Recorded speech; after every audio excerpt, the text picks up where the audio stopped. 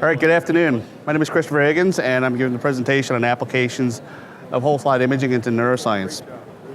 What we've seen over the past bunch of years is that whole slide imaging, which is usually used for digital pathology for clinical use, is now being used in neuroscience for the ability to look at high resolution images in a field of view, but to be able to zoom out to see what parts of the brain that the neurons are connected to be able to see in different areas of the brain where the signal or the neurons are connected to, and that's what digital pathology allows you to do.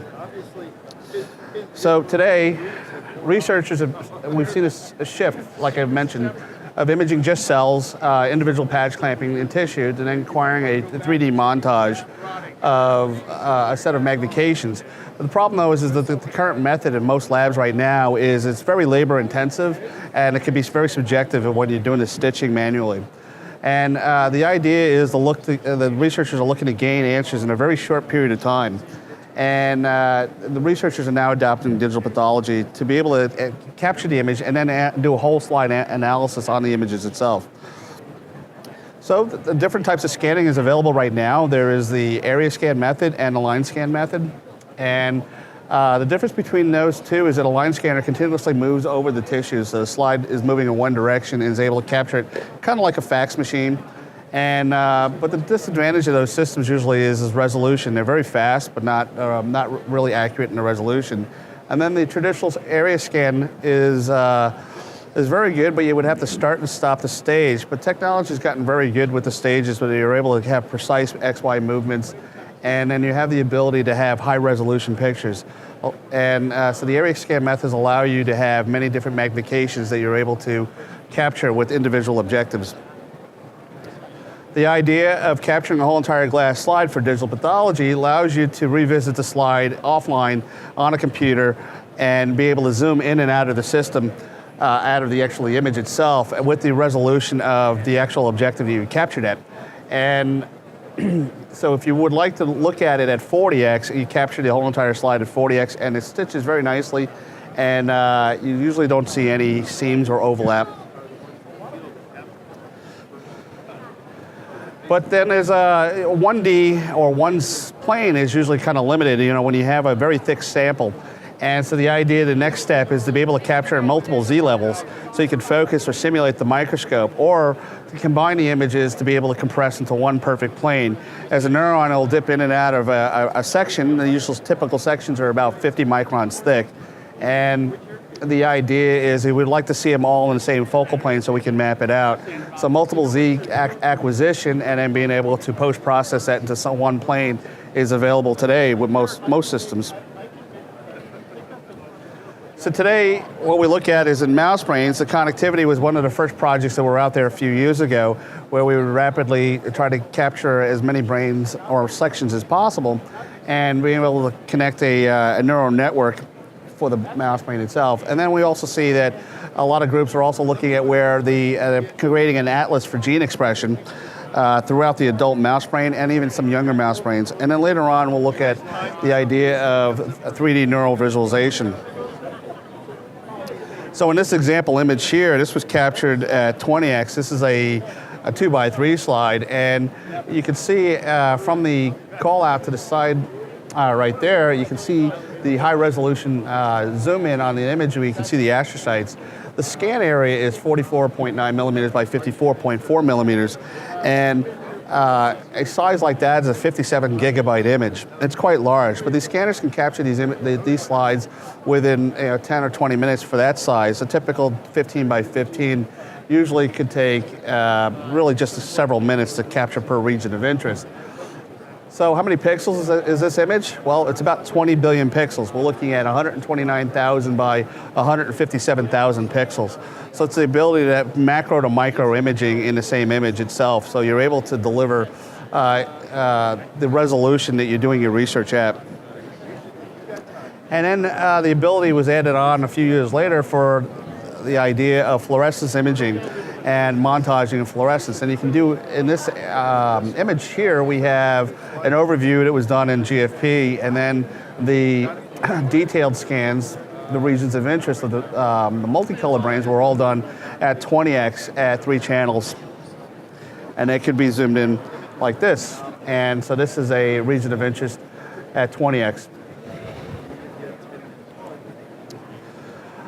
But as most of the mouse connectome project of mapping is finishing out, or maybe 3/4 of the way through, we're noticing that there's a shift to moving up to other size brains, and for neuroscience, and human brain has been coming up a lot lately. The idea is to create an atlas for the human brain development, and then we've seen a lot of shift also to traumatic brain injury from radiology to micro, and being able to correlate the difference between the micro and the radiology. So building a 3D model in brain injury for DP and comparing it with radiology is now being the shift of adding extra modalities. This is an example of a 4x5 slide with a human brain slice, and this also was a very large, it's about 100 gigabyte image uncompressed, but we have pixel resolution of 0.32 microns per pixel when you zoom into the image itself. This is a image of a region of interest for a brain slice that was infected with MS. And you can see the individual fluorescent channels that were captured beforehand and then combined in pseudo color for red and green.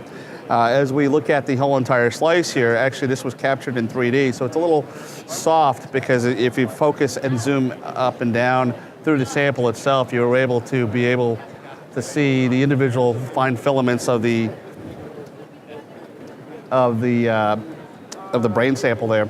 And then if we zoom in into that, you can see this very nice image. And so you have that resolution. So this was actually captured with a 30x silicone media objective, especially the objective that we make that they're able to see deep and also match the refractive index of the sample itself.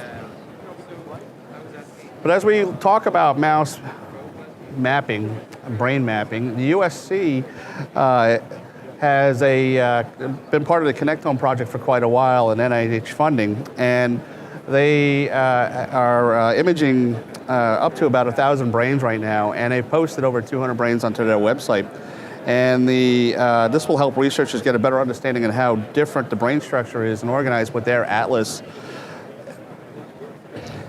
So their atlas, this is a snapshot from their website where they're looking at the animal one, and they have that as a Nissl stain, and they're able to see that in bright field. And then their app will allow you to turn on the fluorescent channels of the areas of interest that you're looking for, and being able to check out each individual serial section and where you might be within the brain. This here is another example of their map viewer navigator, and looking at the different sections at different levels within the brain. This website gets 20,000 unique visitors per year, so this helps neuroscientists to look at this atlas and compare it to their own research. But sometimes looking back and forth between a website and also a printed book on the atlas can get very tedious, and if we can create an application that can utilize, like Allen Institute, at open source for their brain atlas, then Visiopharm has taken advantage of that, and they're able to take that Allen Institute Brain Atlas, and then they're able to automatically detect regions of interest. And I think a better way would be the picture here. So you have the original brain slice that you have captured, and then you overlay the atlas over the brain slice, and then from there it'll align it to the atlas, and then you're able to pick out the section over the region of interest that you're looking to do your research. And this is easily done within their software. From there, you can see in this picture here on the simplified workflow that the user has picked cerebellum, and then they can click on each different area, brainstem, cerebellum, or cerebrum, and they're able to check those off, and then they would be highlighted effectively on the atlas itself. But from there, after they do their research within those different areas, and they're looking to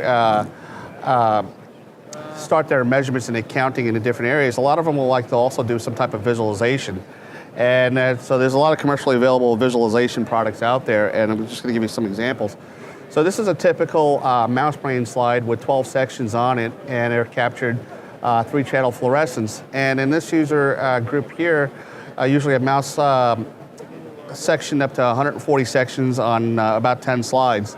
And what we'll do with that is we'll use a software package to align all the brain sections or the regions of interest into a volume. And then after they're all aligned, then you will push it out to a visualization. So then the user can now look at where the activity is localized within the brain and be able to do some analysis from that.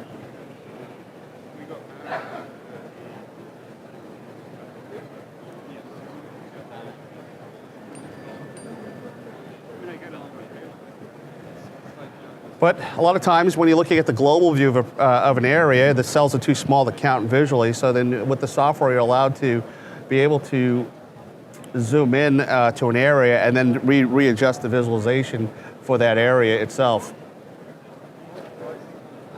And from there, when you're looking at those green cell bodies, then you can push that out to an image analysis for a 3D volume analysis.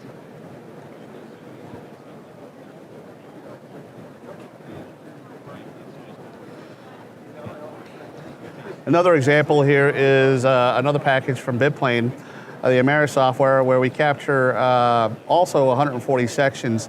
And in this section here, this is a brain that was infected by a rabies virus, and they're looking at the size of the neurons.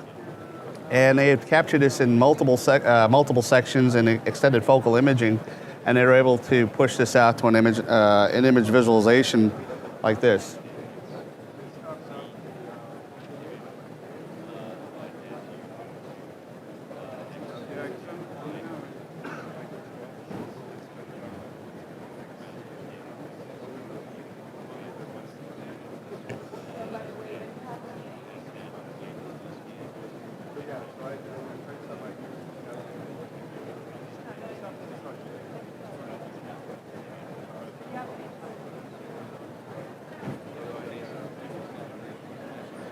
So with this visualization, you're able to verify where the activity is happening from the virus injection, and if the virus has actually moved from different parts of the brain or did it stay in the same area. And also we can see with the color coding later on in this visualization, the length of the neurons.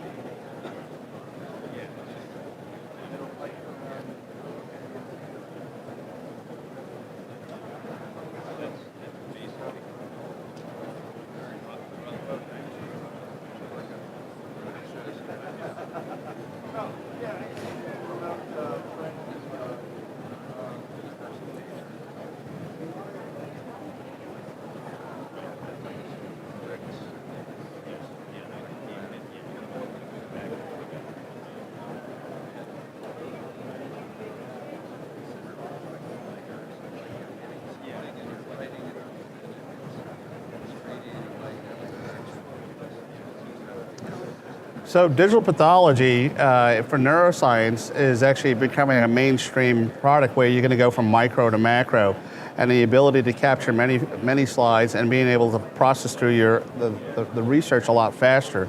A lot of these systems are very automated within bright field and fluorescence, and then you would concentrate on the research itself and the data and analytics that are available today. And then you'll be able to also, because it's digitized, there will be fluorescence won't photo bleach or dissolve over time. And then if you tag your images effectively, you can data mine it and you can do image comparisons, side by side areas. You can have serial sections that can be combined as easily with some visualization very easily. Thank you.